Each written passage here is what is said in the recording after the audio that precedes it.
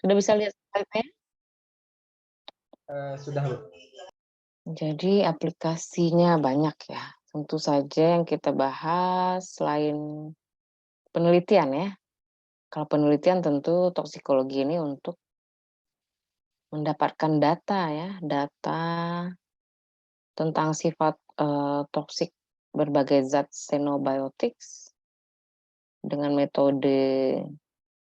berbagai metode penelitian, apakah menggunakan, metode in vitro, in vivo.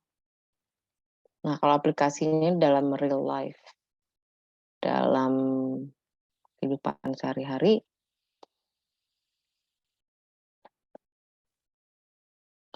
misalnya ini ya, kita lihat secara umum itu yang banyak dipakai peran toksikologi itu ada namanya toksikologi analitik, toksikologi forensik, toksikologi klinis, kemudian apalagi, toksikologi okupasi, toksikologi regulasi ya. Ini kita nggak lihat semua. Kita lihat sebagian dulu di sini, toksikologi analitik dan toksikologi forensik ya.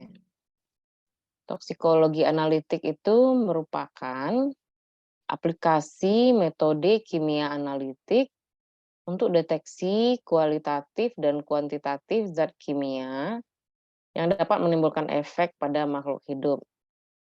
Jadi secara umum zat kimia yang akan diukur atau analit merupakan xenobiotik ini ya, salah.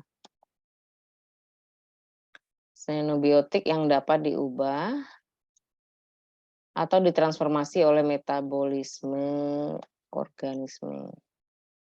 Jadi mengalami proses, toksikokinetik dan toksikodinamik gitu ya, zat asing tersebut atau toksikannya. Spesimen yang dianalisis biasanya berupa matriks yang terdiri atas cairan tubuh atau jaringan padat dari organisme. Toksikologi forensik merupakan penerapan ilmu toksikologi untuk tujuan penegakan hukum. Kenapa banyak typo ini ya? Toksikologi forensik melibatkan toksikologi analitik, sedangkan toksikologi analitik itu berakar dari aplikasi forensik. Jadi keduanya dibahas bersamaan gitu ya. Jadi metodenya metode kimia analitik. Jadi kita mungkin tidak belajar di sini, tapi kamu bisa baca artikel atau paper nanti ya, terkait metode kimia analitik ini alat-alatnya. Oke. Misalnya yang paling sering ini ya, toksikologi analitik dan forensik itu bersamaan ya.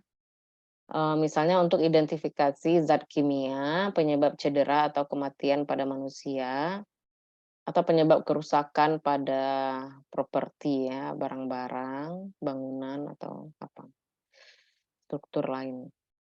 Bisa juga untuk identifikasi kadar etanol atau alkohol ya dalam darah atau nafas pada pengendara kendaraan bermotor untuk mencegah berkendara dalam pengaruh zat. Kemudian identifikasi pengguna substansi terlarang atau drug users melalui uji urin. Nah, ini semua sudah jamak dilakukan ya, misalnya pada berbagai tes ya, ada tes masuk kepolisian, masuk sekolah apa, tes kerja gitu ya. Nah, itu kan salah satu, bentuk, aplikasi dari toksikologi analitik. Kemudian nah, pendekatannya bagaimana? Pendekatan misalnya kalau untuk toksikologi forensik ya, jadi ada yang, mengalami penyakit, keracunan, atau meninggal misalnya ya, dan dicurigai disebabkan oleh racun. Jika sifat dan jenis racun tidak diketahui, maka, ahli toksikologi forensik itu mulai dengan mengidentifikasi keberadaan zat-zat yang diketahui bersifat toksik, paling bersifat toksik dan umum gitu ya. Nah, berdasarkan sifat agen toksik ini mungkin yang pertama dideteksi gas dulu, kemudian zat yang mudah menguap, kemudian agen korosif, logam, anion dan non-logam, zat organik yang non volatil, dan lainnya. ada skema cara pemisahan racun dari jaringan, dimulai misalnya kita dapat, atau ahli toksikologinya ini ya, dapat jaringan, contoh jaringan, kalau jaringan padat itu mince, artinya tuh dicincang dulu ya, dicincang kemudian dibagi-bagi ya. Ada untuk pemeriksaan ini asam dan diberi asam jaringannya, kemudian disuling uap, kemudian diuji apakah uap dari jaringan tersebut mengandung zat volatil atau zat yang mudah menguap. Nah, di sini kamu bisa lihat nama metodenya. Ada metodenya GCFID di sini ya, GCMS. GC itu apa? Gas chromatography, MS mass spectrometry. Nah, itu nama metodenya ya, kimia analitik. FID ini saya nggak tahu nih, Pak.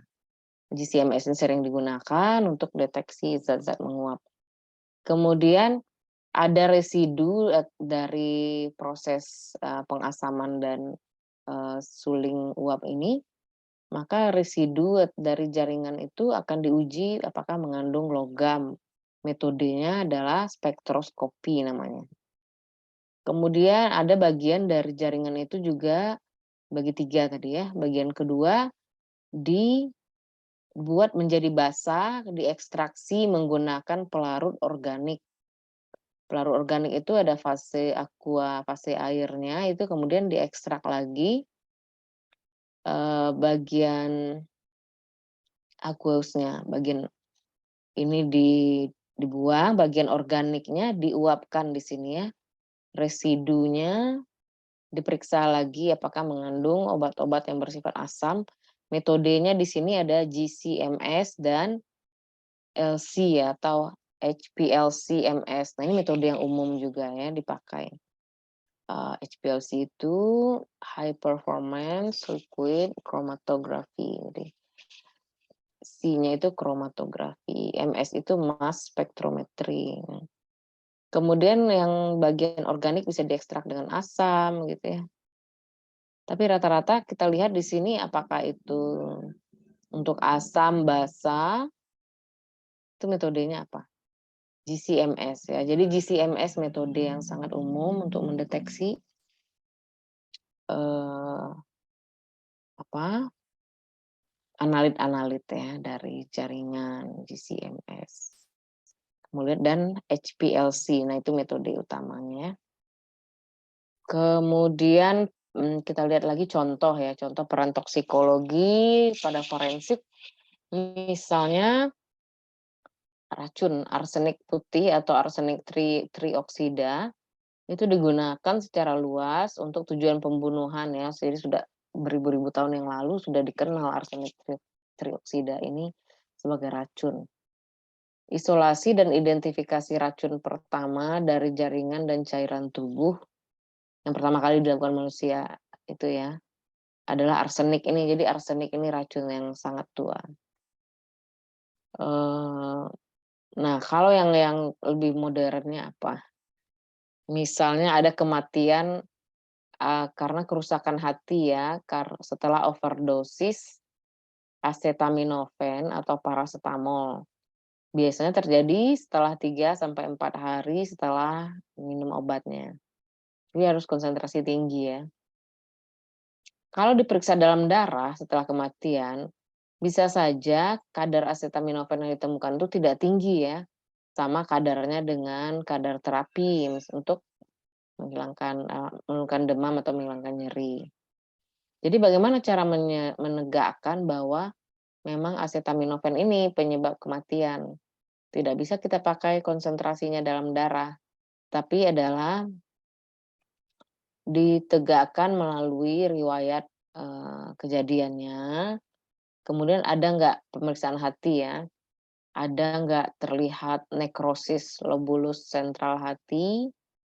Kemudian analisis spesimen serum korban ya pada saat dirawat di ruang emergensi jika ada. Jadi pada saat awal dia overdosis itu bisa dideteksi kadar yang tinggi.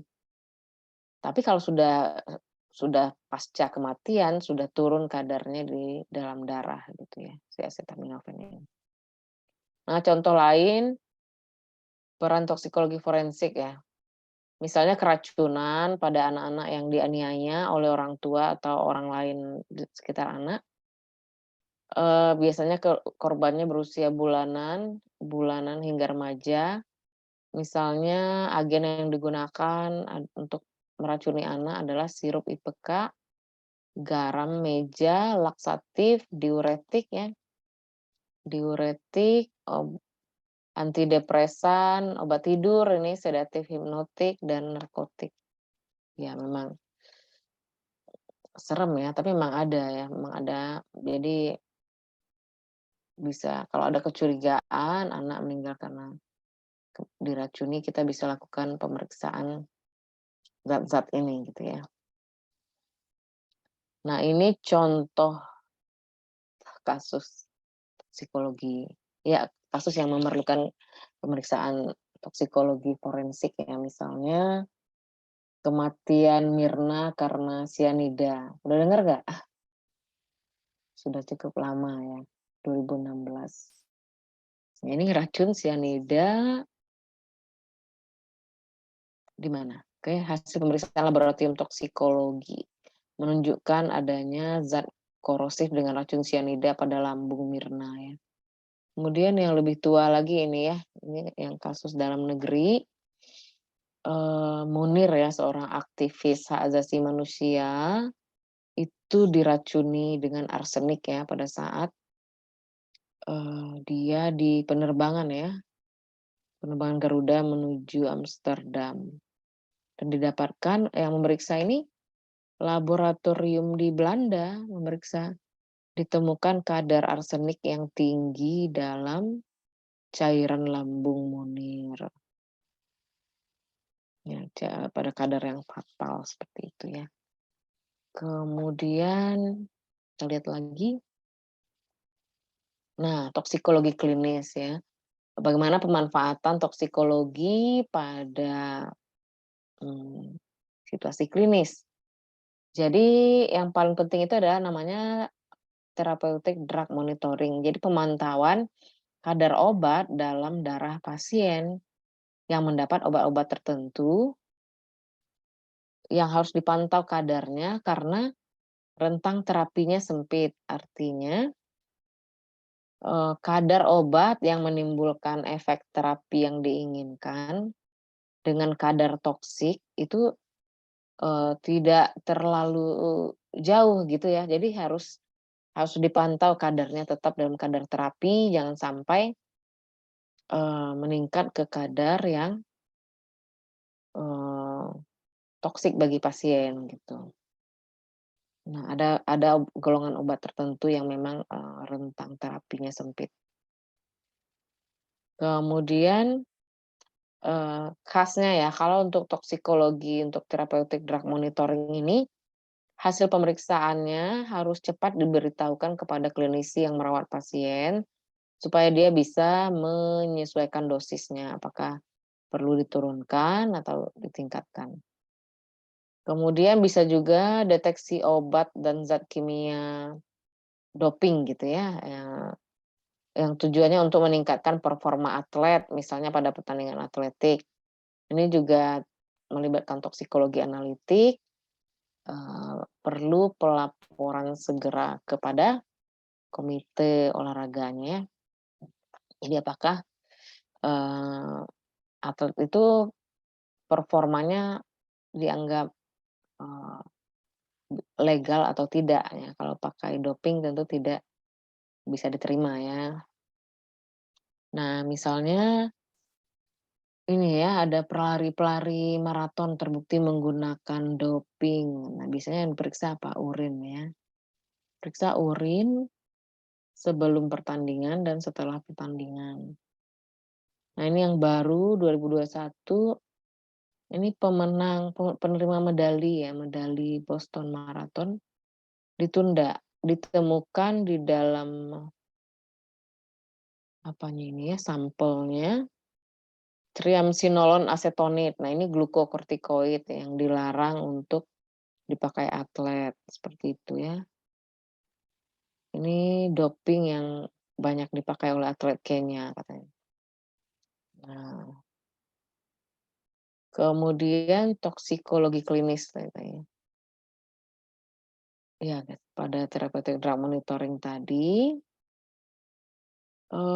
contohnya lagi ya, contoh pemanfaatan toksikologi dalam situasi klinis, misalnya uji toksikologi emergensi untuk penentuan secara cepat kadar acetaminophen, salisilar, alkohol, atau konsentrasi glikol serum pada dugaan overdosis. Intoksikasi akibat ingesti alkohol atau glikol yang tidak disengaja atau disengaja, misalnya dari thinner itu ya, pengencer cat, atau isopropanol dari alkohol gosok. Maksudnya ini adalah sanitizer, hand sanitizer itu ya, isopropanol itu bisa menimbulkan, keracunan juga. Etilen glikol dari antifreeze ini, atau bisa juga ya belakangan kita dengar apa, etilen glikol keracunannya dari obat sirup ya di Indonesia. Sering ditemui di ruang gawat darurat ini keracunan-keracunan ini. Biasanya pasien datang dengan gejala neurologis yang mirip dan mengalami asidosis metabolik yang berat. Karena alkohol dan glikol itu diubah di dalam tubuh menjadi senyawa aldehid dan metabolit asam. Nah, kalau kita temukan di dalam serum zat tersebut, akan menunjukkan berapa berat keracunannya dan perlu nggak pada pasien ini dilakukan terapi, dialisis, atau cuci darah ya. Nah, ini contoh, kelompok obat-obat yang perlu dipantau kadarnya dalam darah pada pasien ya. Karena, kadar serum itu harus dipantau, kalau kalau melenceng bisa menimbulkan efek toksik gitu ya kalau terlalu tinggi. Jadi untuk meminimalkan toksisitas dan menjamin, efektivitas dari obat tersebut. Ini ada berapa? Ada 9 kelompok ya yang perlu dipantau kadarnya dalam darah. Misalnya obat anti kanker pada pasien yang mendapat, yang bagian atas ini adalah golongan obatnya, anti kanker, nama obatnya contohnya di bawahnya ya, methotrexate.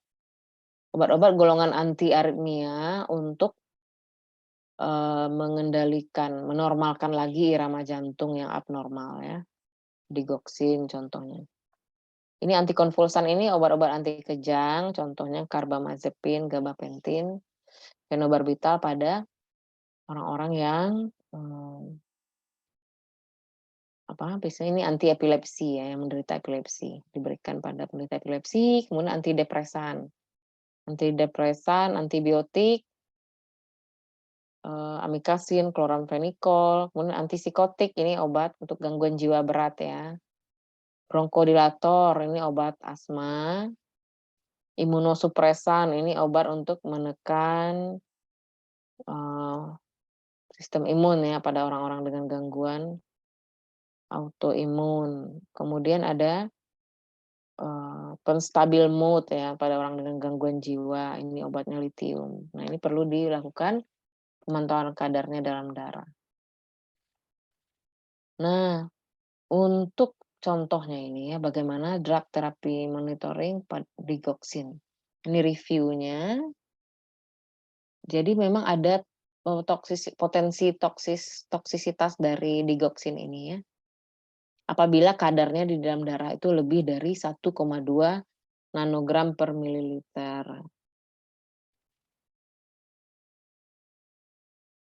Ya,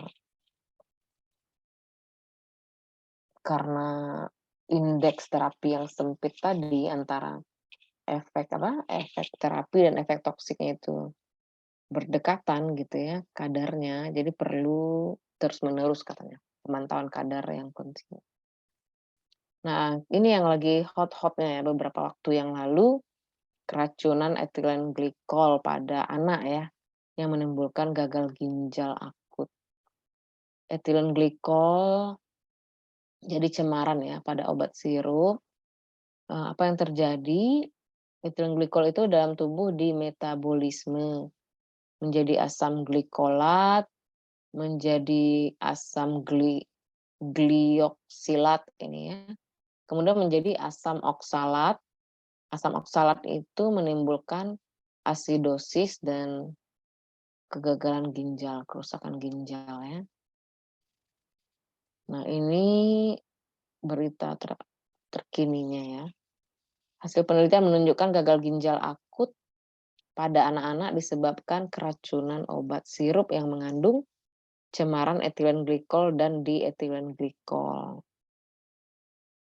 Dan itu hasil penelitian bersama ya, termasuk ahli forensik di bidang toksikologi. Nah, sekarang tugas untuk kalian ya, tugasnya mengenai kasus obat sirup yang tercemar etilen dan dietilen glikol di Indonesia ini, silakan kamu buat, presentasinya ya. Mengapa terjadi keracunan massal pada anak akibat etilen glikol, dietilen glikol. Kemudian berapa banyak korbannya yang tercatat, ya kamu cari informasi resminya, sumber resminya ya, dari Kemenkes.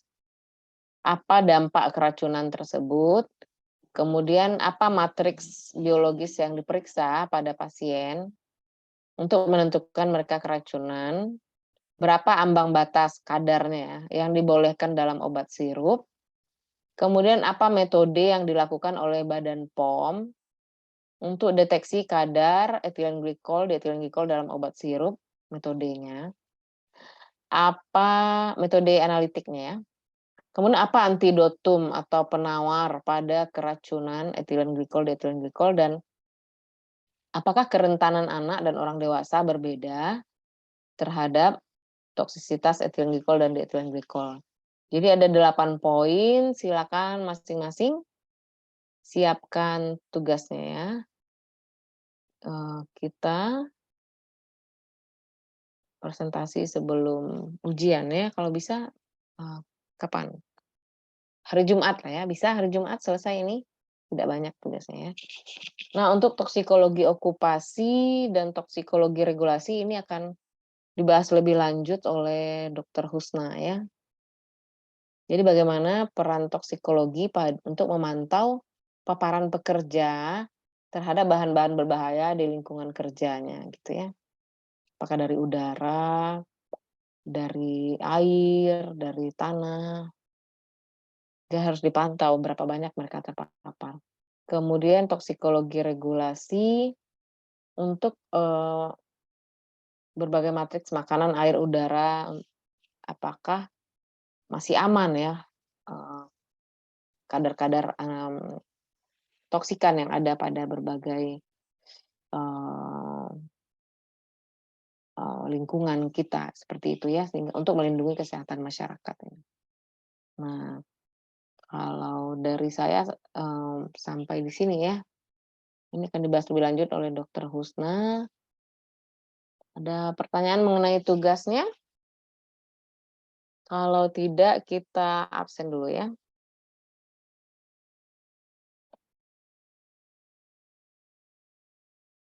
Ini yang mau ngambil absen tadi sudah difoto, bersama slide-nya tadi sudah difoto?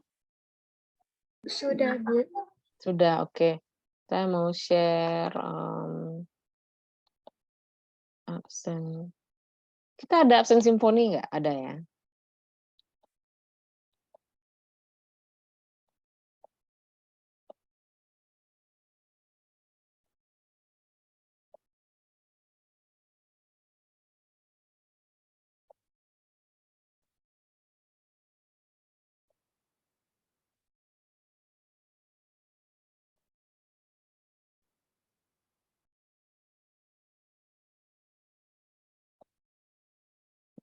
Oke, silakan absen.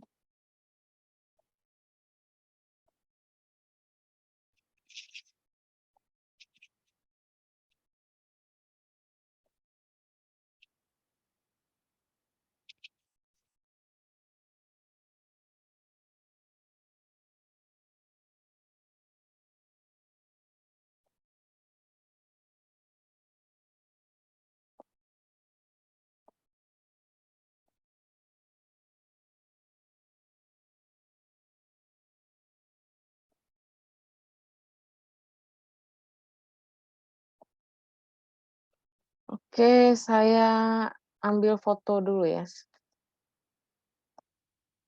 Saya butuh ini juga, butuh informasi kehadirannya.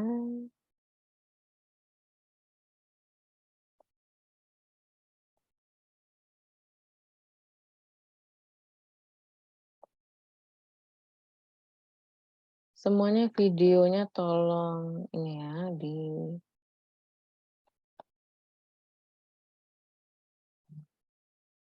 kan. Oke, kita absen.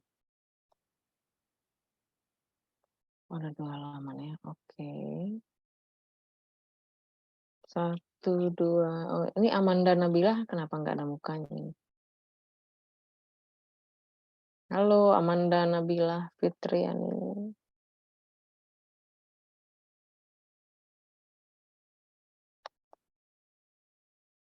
Ya, kenapa ya? Si Aurora juga tidak ada, Safia, siapa lagi nih? Elsa tuh nggak kelihatan mukanya. Hana Siva jidatnya aja. Velda juga mukanya nggak kelihatan loh, jidatnya aja. Ini Amanda nih nggak hadir atau gimana nih? Oke, kita foto dulu ya. 1, 2.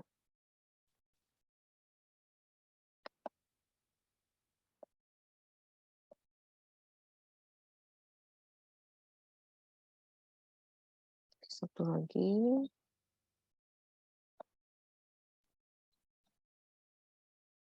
Elsa Junita, Alfon.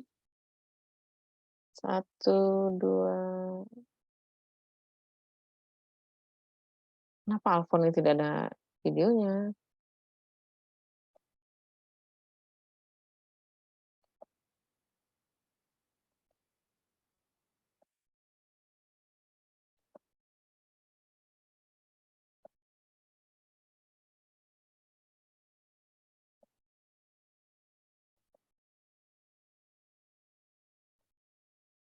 Oke, kita foto dengan slide.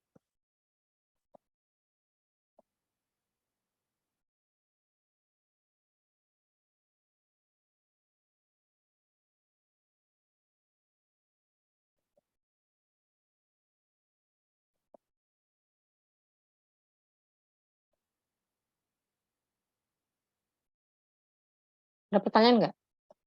Tentang tugasnya? Tentang topiknya?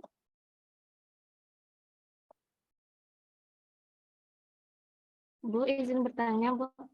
Silakan. Untuk ujian semester besok itu sistemnya bagaimana ya, Bu?